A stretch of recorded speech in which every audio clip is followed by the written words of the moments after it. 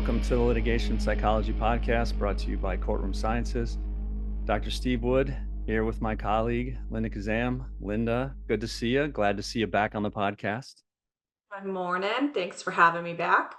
Yeah, so I'm looking forward to talking to you today. You know, as you and I published a paper not too long ago in Law 360 on hindsight bias, and I encourage people to go out and get that. And if they don't have a copy of it, feel free to reach out to us and we'll get them a copy. But today I want to do a little bit deeper of a dive than what we did in the paper talking about that. So I just kind of want to have you start. Can you just kind of explain what is hindsight bias? And then we'll kind of get into how it affects juror decision making. Yeah, absolutely. And I think it's such an important topic because it's so pervasive. We see it in all different types of cases. No one is immune to this, and humans do this all the time. Just, juries aside, humans make this hindsight error all the time. And essentially, what hindsight bias is a cognitive error that occurs when we already know the outcome. We know how this turned out. And now, because of that, it seems so obvious, right? That outcome seems so obvious, like, oh, I should have known that, duh, right? But really, what's happening when we're making that error is we're really making a few errors. We're making about three different kind of errors here. There's an error in memory, how we remember the facts after we know the outcome. We're making an error in how foreseeable this seems, right? After you know the outcome, that outcome seems so foreseeable. And then we're also overestimating our predictive abilities, how predictable this seems. It now seems so much more predictable after you know the fact, after you know the outcome. So all these things are happening, and now it makes you seem like, shoot, that's so obvious. How did I not see that? How did they not see that? How did they not anticipate that? So that's kind of what hindsight bias is. And again, we see it kind of all over the place in so many different cases. And we see it a lot. I know you're a huge sports fan, so this Oh is yeah, gonna be you know me. right up your Go alley. sports. But this is what we see on Saturday and Sunday of football. When a trick play works, you're like, oh, it's a great play. I knew that was going to work. And if it doesn't, I can't believe they didn't do that. How did they not see that the defense was set up this way? Or why did they think that was going to be a good play? I knew that was never going to work, right? Well, that's what you see that on I Sunday. I see don't that. see that. Yeah. Yeah, I You don't see you that on you don't Sunday. see that. No, I'm gonna go watch Moulin Rouge this weekend while you guys are doing whatever you do on Sunday. But no, absolutely. So kind of going back to those errors that we make, if we just talk about memory, once we know the outcome, we know what happened. Now you kind of, when you rewatch it in your mind, things stand out as being so much more obvious, right? The a warning becomes such a red flag is redder. The warning seems so much more obvious. You're highlighting all the different things in your memory that reinforce the outcome, right? Everything, you're going to highlight the things that make it seem obvious that this was the outcome. Um, if we'll take it to movies. Have you seen Fight Club? I have Please seen tell me Fight you've seen Club. Yeah. Fight Club. Yes, Okay, of thank course. goodness. Okay, if you have not seen Fight Club, this is your spoiler alert. Also, if you have not seen Fight Club, as soon as you're done with this, go watch Fight Club. You won't be able to talk about it, but do go watch it. But this kind of happens in any movie like a Fight Club, where once you go back, you've watched the movie. Now you know the outcome. Now you know Tyler Durden is a that's his name, right? Tyler Yes. Durden. There Yes. we go. Right now you know he's not a real person. Then when you think back on it, now all you're going to highlight is all the things that reinforce that he was not real. Like, why is his girlfriend, Marla, I think is her name, why is Marla, like, she's confused? And now all the guys standing around in the kitchen, why do they look so confused? Oh, goodness. We never saw them talking together in front of other people. All these things now become highlighted to reinforce the ultimate outcome that now you know occurred. Well, I think that's a perfect example though, right? Because if you watch it one time, you know the outcome. Then when you go back, you're like, oh, there's a spot, there's a spot, there's a spot. How do they Mhm. not know this? How did I not see this? How does the others not know this? But I want you to talk a little bit about that because in your experience in California, I think that plays a lot into what you've been dealing with and what you've been seeing with a lot of jurors because once again, they see the outcome and then they're going back and looking at the case facts and going, well, there's a red flag, there's a red flag, there's a red flag. How do these people not see it? So can you talk a little bit about what you've seen in your experience? Yeah, absolutely. Well, this all kind of ties into what we're seeing in California. We had AB 218, which essentially kind of opened up the statute of limitations on sexual assault cases. So we're seeing a lot of cases come through that occurred a long time ago. But those cases are wrapped up. Yes, the memory issue, like we just talked about, people will go back and look at things that happened before, and they will highlight all the things that that reinforce the outcome. But there's also the foreseeability problem. That is another thing where, once you know the outcome, once you know, like in my case for these 218, AB 218 cases, once you know that a sexual assault has taken place, that outcome seems so foreseeable. Like that would be, obviously that's going to happen here. Obviously that's going to happen if you didn't do A, B, C, or D. Now that seems, because of this hindsight bias error, that seems like the most obvious logical answer, the most obvious logical outcome. Again, because we already know what happened. If we bring it, I'm going to keep my movie theme going here. If At you least you have a ever theme. see, I like it. I can deal you with know, movies too, and sports movies. I've been watching a bunch of old school movies with my kids. We just went through all the Terminators, so now I've got a bunch of Terminator analogies I can use. But what comes to mind when thinking about foreseeability, this foreseeability error, is if you ever whenever they have those like science articles where it's like researchers discover like frozen insect from Mesozoic era, and then everyone, you go to the comments and they're like, oh, don't touch that, that's not going to end well. The only reason you think it's not going to end well is because you've seen Jurassic Park, and you Right. know that that's right. Don't mess with the dinosaur DNA that's frozen in ember, right? But scientists, having not seen Jurassic Park, or not uh, knowing the outcome, seems like a totally cool option, right? The outcome doesn't necessarily mean that T-Rex is going to break through the fence and destroy everybody. It could also be that you really have a fabulous display of, so many other things could have happened that wasn't that. But now that outcome seems like the obvious outcome because you know that happened. So, excuse me, if you link it back to these AB 218 cases, these sexual assault cases that we're seeing a lot of, what's happening is that employers, businesses, schools, right, they're all being sued, and it comes to the foreseeability that the school, the employer, they should have seen this. You should have known. This should have been obvious. And they're looking at it from a lens that exists today, right? Looking back at it, they're seeing a closed door. If we talk about a school case, right? All the doors are closed. How obvious that is a problem. We see doors closed all the time, right? A closed door is not a problem in and of itself. But once you know that sexual assault took place, now that door seems like a problem, right? I have kids, they have their doors closed all the time. I don't walk by their door and say, oh God, this is suspicious.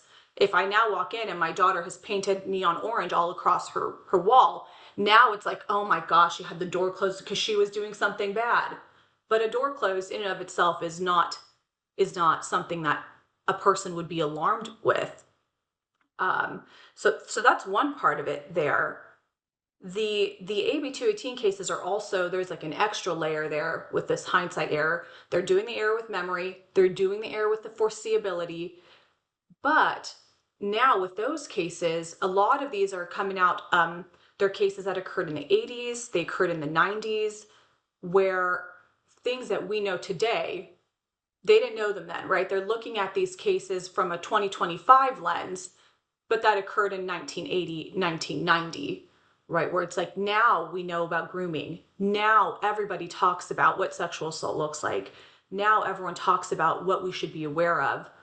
In the 80s and the 90s, there was no grooming, right? We didn't talk about grooming. Even when I graduated high school, which was long enough that I've already had my 20-year reunion. But even that, we didn't talk about grooming. So when jurors are looking at these cases, what we see happening is that they're doing the hindsight bias because they know an assault took place. They're going to highlight all these glaring warning signs that really would not be glaring otherwise.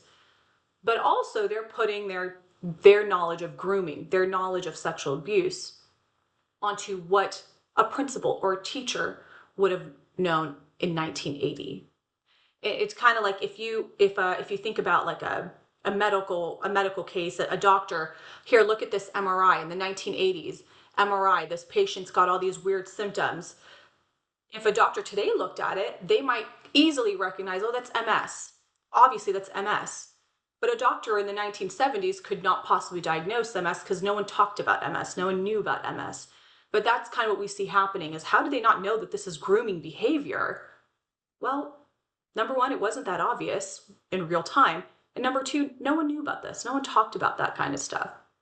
So And I that's think that that added it layer. goes back to the difficulty too about it's not about what they know now, it was about what they knew then and then what was reasonably done at the time. And I think we see a lot of times jurors have a really hard time of trying to see what was reasonable at the time because they already know the outcome. And then now they're trying to go back through and piece together those parts. Now, it's not all jurors, though. I mean, I think we've seen some jurors that are more defense oriented that will say, okay, I get it. I remember what it was like in the 70s. I remember what it was like in the 80s. And it wasn't something we talked about. It wasn't something that was top of mind. So it makes sense on why they wouldn't have thought that. But what has been your experience, though, a little bit with people who were never born in the 70s and were never born in the 80s? How difficult is it for them to go back and see that? Because they're so used to this is what's the topic, this is the conversation, this has always been known. And for Mm-hmm. them to think that it was never known is just something that's foreign to them. Yeah, yeah, definitely. With these cases, I do see that. Again, the older population will recognize, what things were like in the 70s, 80s, 90s. Even for me, we had Saturday detention, and now my kid is like, "Oh, we're not allowed to have detention." I'm like, "I'm going to make my own detention. What are you talking about?" But right there, those things have changed so much. The older population will sometimes have an easier time recognizing that. But we also see a bunch of them that fall victim to this too, where no, I mean even in the 80s that would have been weird, but really not so much. I think the difference becomes when you introduce this idea to when we do mock jury research, when we do our focus groups. If I'm talking to jurors and I introduce this idea of hindsight, well, hey, this is how things occurred back then. Sometimes this is what we do. We'll look back and now it seems obvious, but at the time it wasn't. Some people are really receptive to that. And that even young folk will be like, oh, you know what? That's true. If you got someone that's introspective, that's insightful, that's open, they will take that and go, yeah, actually, you're right. Like, I don't know what things were like in the 80s. And you can kind of move the needle a little bit in that way. But I think though, even still, you get to what you're probably saying too, is that even when you do that, some people won't buy into it, some people will. And I think Right. that actually speaks a lot to the value of jury research and also the value of understanding jurors from a jury selection standpoint, because there's going to be those younger jurors who didn't grow up in that time who are going to say, oh, that totally makes sense. But then you're going to have another group that's going to just not buy it by any stretch of the imagination and is going to think that's just not a thing and they're never going to be convinced otherwise. And I think that goes to their attitudes and experiences about whether they will or they won't. So you can argue all day about what was reasonable and for them to be able to see it through that 1970, 1980 lens. But Hmm. just from a personality standpoint, they're just never going to get there, no matter how much you argue it. And that's definitely something you want to tweeze out, obviously, in voir dire, and to see who would be susceptible to falling into that more so than the other person, and introducing the concept of hindsight bias so that they know that they're going to do this. It's not bad. It's not doesn't mean there's something wrong with you. We all do this all the time. Every decision maker, whether you're a juror or just watching movies, right? We all do this all the time. But be mindful that this is what you're going to do. This is what's going to happen. So yeah, absolutely. I think that is a something to tweeze out, because what hindsight bias essentially will do, again, you've got these faulty memories. You're highlighting things that are going to will stand out to reinforce the outcome that you already know happened. You're going to it's going to seem so much more foreseeable. And then the other part is, right, the predicted we overestimate how predictable this was. Once you know the outcome, you're going to overestimate. You're going to think any reasonable person, duh, obviously would have seen this. So now if you have made this error that any reasonable person would have seen that, when it comes to the negligence question, which is, what would a reasonable person do in this situation? Well, now this person's no longer reasonable. So I think we've got to make sure that we're making jurors aware that this is occurring. Yeah, and to keep moving with your movie analogies, I want you to talk a little bit about how technology has changed this as well. As far as now, you have dash cam footage, you have security cam footage, you have a lot of footage that people are able to see, and pictures, and a lot of media that people are able to see. Talk a little bit about how that technology then influences the way jurors see this information as well. Yeah, yeah, absolutely. This is huge in trucking cases, car accidents, things like that, especially where we have dash cam. They're watching dash cam footage. A lot of times it's in slow motion. A lot of times it's stopped and paused, and they've got like, the timestamp at the bottom in slow motion, and you're seeing it to the millisecond. They're watching a car slowly approaching a curve and a bend in the road. They're able to see every little sign that the car has passed that says caution or slow down or curve ahead. All these things now, again, we're going to remember the things that reinforce this outcome.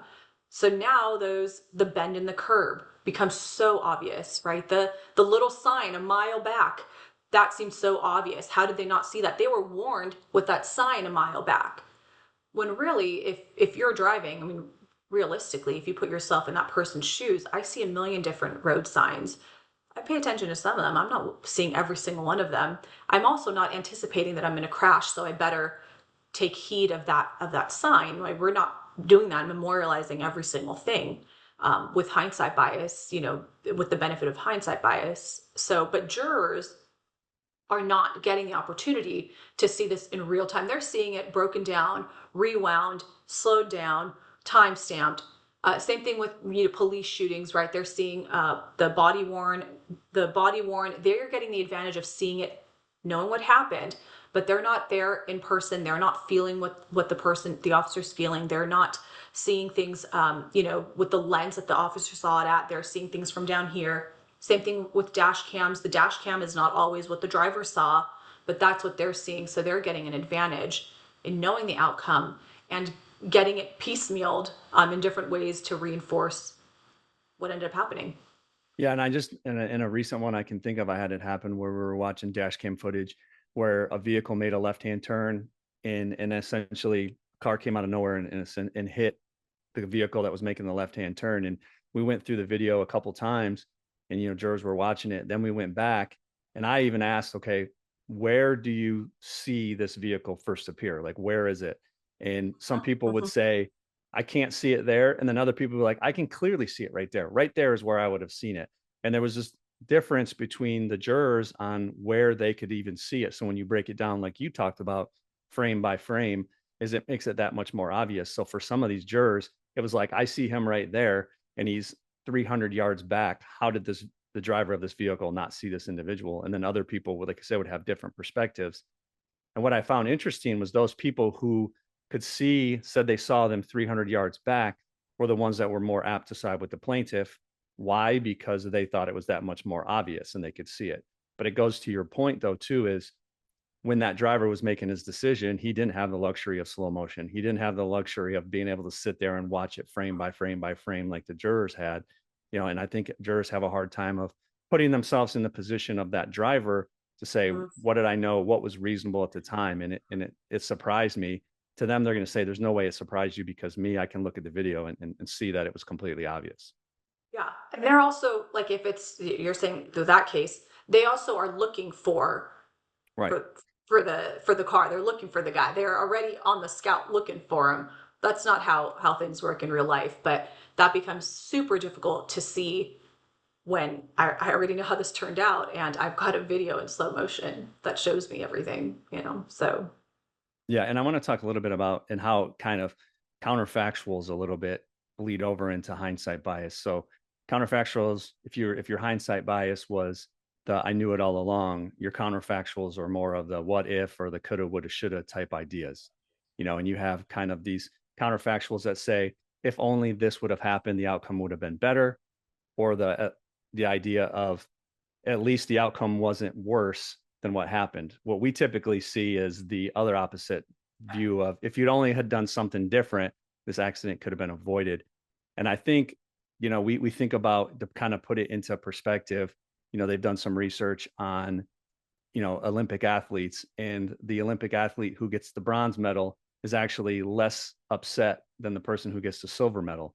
Why is that? Because the person who has the silver medal is thinking, if I would have just pushed a little bit harder, if I would have just done this a little bit different, I would have been uh, on the top of the stand with the gold medal. Whereas the bronze person says, well, I lost by 3 seconds. It wouldn't have really mattered. If you can think about, I always think about from a sports perspective, I'd hate to be the loser of the World Series. I'd rather get bumped earlier in the playoffs, because then I don't have to worry about the woulda, coulda, shoulda.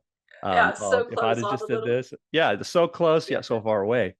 But I yeah. think we see both sides. Plaintiffs use it a lot, but I think defense uses it as well. But we see the plaintiffs say, for example, in a premises liability case, if only they would have had security cameras, if only they would have had roaming security, this Hmm. incident would have been avoided. The truth of the matter is, though, it may or may not have. It's purely speculation. But what it does then is it bleeds over into that hindsight bias, right? Because now, you going to the point that you were saying is, the outcome, that this incident happened.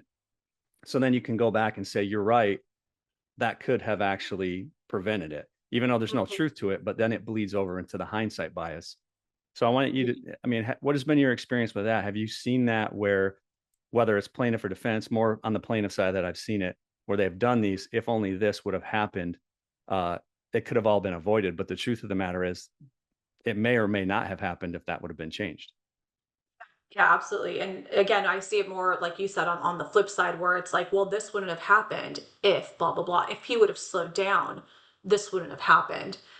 Again, knowing the outcome of it now, you've got this advantage where you can go back and see how one little tweak would have changed this whole entire outcome. That's what you're going to make up in your mind. One little thing different would have changed the outcome. Maybe, but maybe not at all, right? Maybe slowing down makes zero difference. Um, and I'll use another kind of premise liability kind of idea. We had a case where it was a city being sued after a storm. A branch fell in a park and hit somebody, hit someone on the head, and all the jurors again got the benefit of hindsight. All said this was foreseeable, and if only they would have closed the park. If they would have closed the park before this happened, if they would have closed the park, this wouldn't have happened. Number one, most people that's not, this outcome is not super foreseeable. Number one, we have many storms and nothing ever happens, a branch doesn't fall on anybody. But now it seems like, man, if you would have just done this, you would have avoided this whole entire thing. A reasonable person would have just closed the gate. Or if it's a doctor, if they would have just done one more test, just one more, right, they would have found this diagnosis and we wouldn't be here. And now that kind of lowers that negligence threshold to make it just seem like, man, a different alternative was so easy, right? And you just didn't do it. Or I'll go back to my movie analogies. Every scary movie that you've ever seen, and you're like, man, why did she go hide in the barn, in the dark barn? If she would have not hid there, if she would have just ran, this wouldn't have happened. Well, I mean, maybe, but maybe Leatherface was in the forest that she would have ran into too, right? But all these little, you can now go back and rethink of it and find all these other million and a half things you could have done differently to avoid this. Which makes it really difficult from the defense perspective, right? Because I think the plaintiff has the upper hand. And a lot of times they talk about, if you want to talk about the kind of the downward counterfactuals of, well, this accident could have been worse, thank God it was the way it was. I think that becomes a hard sell to the jury to say, well, they only lost a limb, maybe they could have lost multiple limbs, so I'm glad they only lost a single limb. But I mean, I guess Silver lining, alas. yeah, so I mean, that's never going to work. So I mean, I guess the question becomes, how difficult and how do you address it from a defense perspective to, identify, the counterfactuals, and also identify the hindsight bias, because the counterfactuals bleed into the hindsight bias, and ultimately the hindsight bias is the more prevalent thing that we're talking about today. So how do you address that from a juror's perspective? And you touched on it a little bit about voir dire and essentially identifying that cognitive mistake that they're going to make before they make it. But can you talk a little bit about how should defense attorneys, how should the defense bar be using this with this knowledge about hindsight bias and how it impacts jurors? Absolutely. And like you're right, we touched on it a little bit. It's got to be a theme that's kind of thread throughout, the entire trial. So starting with voir dire, let them know right off the bat, hey, this is what this is. This is the error. We all make this error. And then maybe we can throw in an analogy, right? Like the football one that you used. Once you know the outcome of the play, if it turned out great, then you're like, man, that coach was a genius. If it was awful, well, what a stupid call, right? Hey, jurors, why do you think that happens? Does that happen to you? Kind of engage them in that conversation right in voir dire, to let them know, again, this is how it plays out in real life. We all do this. You're going to make this mistake in this trial as well, particularly in cases like, again, we're talking about these sexual assault cases that occurred in the 80s. That needs to be layered in. Start with voir dire, layer it into your openings. Again, remember we talked in voir dire about blah, blah, blah. This case happened in the 80s, right? We need to be able to judge what the actions were based on what they knew at the time, right? They didn't have the benefit of a camera. They didn't have the benefit of slow motion. They didn't know the terms for grooming and things like that. That needs to kind of be tailored into, again, the standard is not to be able to view things with perfection, or with the benefit of hindsight. What did they know at the time? At the time, what did they know? Layer that in again into your opening. And then at closings, again, that's got to come in again. Remember, we talked about this hindsight error. We've talked about things that occurred 40 years ago, right? What did they know at the time? We need to judge them, put themselves in their shoes. What did they know at the time? What could they have done with the information they knew at that time? So again, I think it all comes down to making them aware that this is something that happens. You're going to make this error. I'm alerting you to this error, and you've got to make sure that you're committing to, I'm going to judge them based on what they knew at the time, right? That's maybe another voir dire. Can you commit to judging this case or evaluating this case based on what the teacher knew at the time, what the principal knew at the time, what the driver knew at the time, and kind of get them to commit to trying to be aware of this error they're going to make. Yeah, and there's always obviously the caveat of the juror who's going to say, "Yeah, I'll commit to holding to what they knew at the time, but they should have known this at the time," right? And that's another thing you want to be getting out too, is as the juror who is comfortable doing that, but then the juror who's going to say, "Yes, I will do that," but they should have known at the time. And that's another thing you want to be looking for, because once again, that goes to attitudes and experiences of that juror, that once again, they'll commit to it, but they're at the same time going to say, yeah, you should have still known it though. I don't care if it was the 70s, 80s, 90s, you should have known it based upon the information. Yeah, absolutely. And then again, that's something to tweeze out in voir dire, whether you're using an analogy or, an analogy about what a reasonable person would do or what a reasonable person would know. Get them engaged. What do they think is reasonable? Do they think it's reasonable? Because we do hear that when, we do focus groups or other jury research, and I'll say, hey, this happened in the 80s. Was this acceptable in the 80s, or was it weird today and it was weird back then? And a lot of people will say, no, it's weird today and it was weird back then. And it's like, no, not really. Teachers used to hug students all the time. Teachers used to drive students home if they needed to. That was pretty typical, right? I had Saturday detention. That was with a teacher, right? One-on-one. So no, it wasn't weird back then. So those are the people you want to find out. Who's going to be on the extreme end, right? Are you going to is your bar this high all the way up here? Yeah, we got to get that out right at the get-go. And I think it goes back to just once again the value of the research and the value of taking time in creating your voir dire questions versus using, I use these in every single case. I mean, I think each case is going to be different, and there's going to want to be time that you spend teasing it out, because I think the way you ask those questions is also important as well, right? As you and I could ask a similar question with a similar context, but the way you word it, the way you present it, the way you explain it to jurors is going to elicit different responses in how you do it. So kind of talk a little bit Yeah. about that, about the time and the thought and the wording and the setup, all of that, how important that is to voir dire questions. Yeah, and absolutely everything you said. And I think what is also really important, is test it out. Test it out in front of mock jurors. And we've been doing that a lot, where we'll do a focus group, and we're really focused on voir dire. Get the attorney to go through your voir dire, get a sense for, how comfortable are you with this?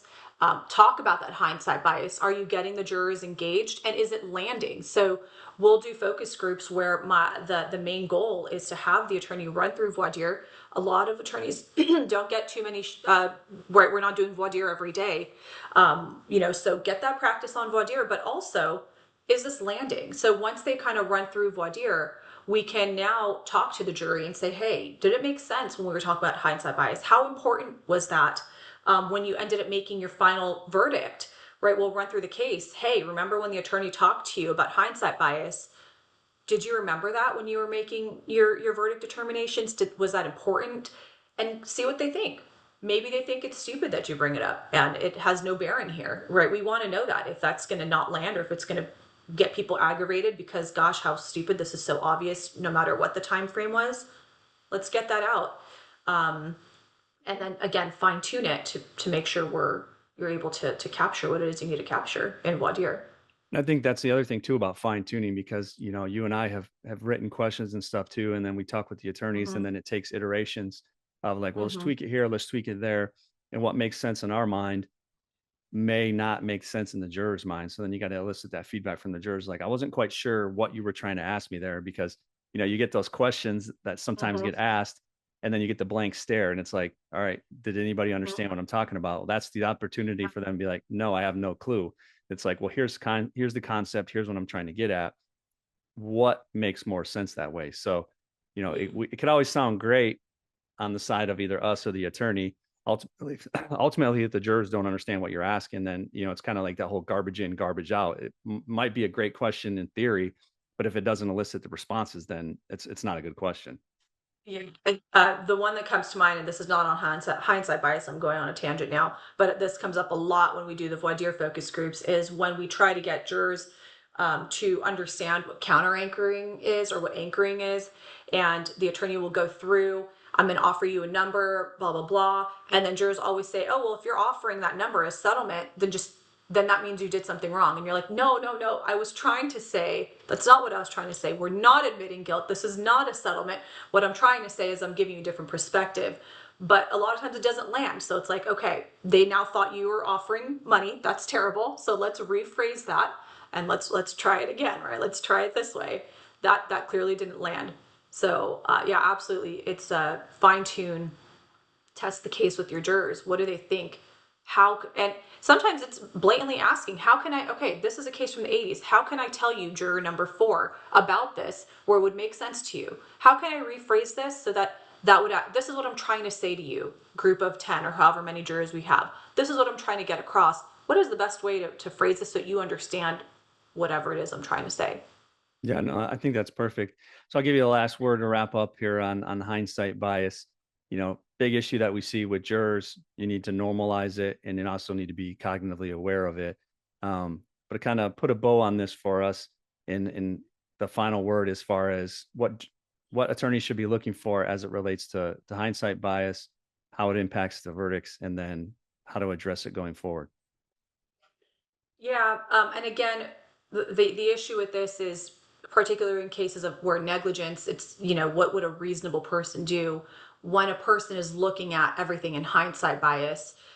If you're from the defense perspective, it seems like you've dropped the ball. A reasonable person would have done something different. A reasonable person wouldn't have done this or that. A reasonable person would have, slowed down or whatever it is. So what ends up happening again is kind of lowers the threshold for negligence. It seems, and now you're more of a bad guy, because I can see with my own eyes that bend in the road was dangerous. I could see that there was a sign warning them, and all these things are highlighted. So now your comparative fault is at issue, right? The negligence problem becomes, again, you've lowered that threshold. So we're going to bring it back to, again, making sure the jurors are aware of this error, but not that it's an error that you're doing something bad. We all do this is something we all do. Make it something relatable, from something in a daily life analogy, an example like sports, or something that everyone can relate to. And hey, it's not bad that you're doing this. Humans do this all the time. We must do this. It kind of helps us. So helps us to make sense of things. People don't like to leave things, they like events to make sense. We all do this. It's natural, but this is how it's going to impact um, this is how it's going to the error that you're going to make here, and find out who those people are in your voir dire. Find out who those people are, and get them out of there, and get the rest of them to commit to, hey, I'm going to be cognizant of this. Bring them back in openings. Bring them back in closings. Remember, we talked about that. So it's kind of front of mind, because that's really what you got to do is put yourself in this person's shoes. Would you really catch a sign, a warning sign a mile away? Would you really have caught that? Right? Is a door closed really a problem? If you didn't know anything else, what did they know? So yeah, make sure that the jury is recognizing that this is at play, and keeping it front of mind for them. Yeah, great stuff. And like I said, go check out our paper that we wrote in Law 360. If you need it, feel free to reach out to either one of us to get it. I'm sure, Linda, you and I will be co-authoring more papers together. I have a paper coming up that I'm going to do for Law 360, but then we'll connect and probably have some more papers that you and I are going to write together. So keep an eye out for that. And maybe we'll even Looking have you on the forward to it.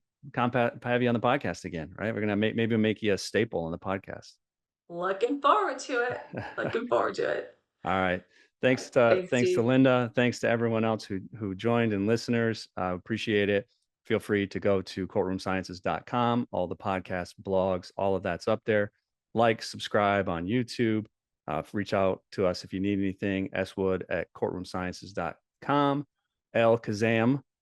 Linda, spell it for the folks. L, and then Khzam is spelled Khzam. L Khzam at Courtroom Sciences. All right. And this has been another edition of Litigation Psychology Podcast brought to you by Courtroom Sciences.